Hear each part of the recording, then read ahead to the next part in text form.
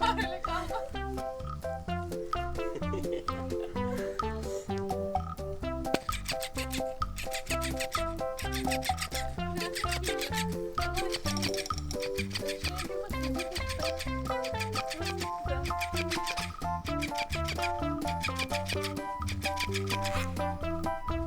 Sen de gel burada yat.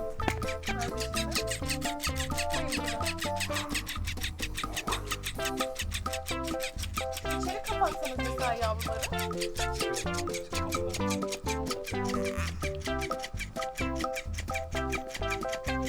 Hani burada devam edilmesi olsa tamam.